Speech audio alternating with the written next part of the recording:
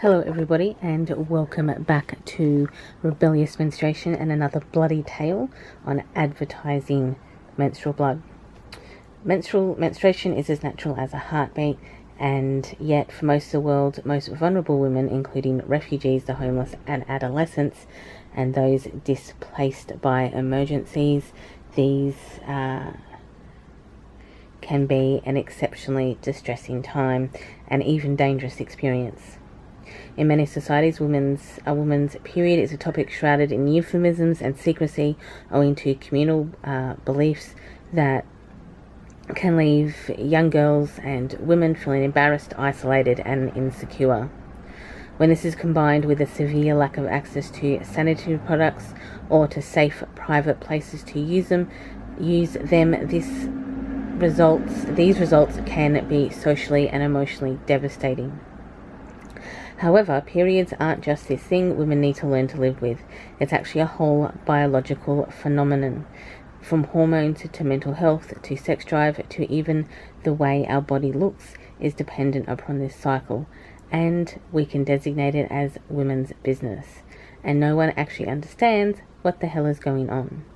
Adverts were the first to depict menstrual blood, and this is not a way to our culture and advertising. Adverts which were the first to depict menstrual blood on Australian television were subject to over 600 complaints that the commercials were inappropriate, the highest number for any ads in 2019. So these ads were run by an Australian sanitary brand, pad brand Libra, in 2019, and showed stained underwear and blood on a woman's legs. So the first time this was shown on Australian TV, this is the country that I live in, was 2019. Before that, a blue liquid was used, and this was subject to over 600 complaints that it was inappropriate for TV, which is just ridiculous. But of course, Australia's industry regulator dismissed the complaints and praised the message of what had been depicted. Ad Standards said the campaign was seen to be promoting equality and the demystification of menstruation. Libra's parent company, Asleo Care, said that the adverts had tackled a taboo and feelings of shame experienced by many women and girls when having their period. It showed text such as "periods are normal," showing them should be too. Viewers who made official complaints argued that the depictions were offensive, inappropriate, and disgusting. Basically, 600 people are idiots. In their response, regulators acknowledged that some viewers would prefer not to see bodily fluids displayed on television, but said that the adverts did not breach any industry ethics code. They also dismissed complaints that the ads were inappropriate for primetime slots or to be viewed by children. There is no negative language or imagery in the advertising that implies that women should be embarrassed about menstruation or that women who are menstruation are a lesser person and therefore are not breaching any industry standard. Asleo Care said that the adverts were based on the Bloody Normal campaign by its sister company Essity. The campaign featured sanitary pads stained with red liquid rather than blue, and it was launched in 2017, beginning in the UK, and then has since been rolled out across Europe, America, and South Africa.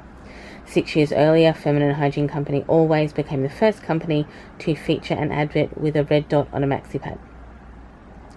An intern at the firm's advertising agency, Leo Brown, came up with the idea, and the campaign ran in 2011.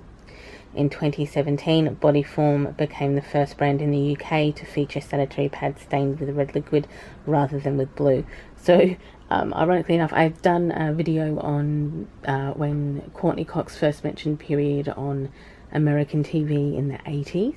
And ironically enough, they were also the first to run red liquid on pads before the UK, Europe, and Australia. Parent company Essity said it wanted to confront taboos surrounding periods. The firm says research found 74% of people wanted to see more honest representation in adverts. Bodyform's video campaign, Blood Normal, shows a woman in the shower with blood running down her thigh and a man buying sanitary towels. It follows a 2016 advert where sportswomen were shown muddied and bloodied while doing activities like bike riding, boxing and running with the slogan, "No blood should hold us back." It featured a sanitary towel on a TV advert for the first time then.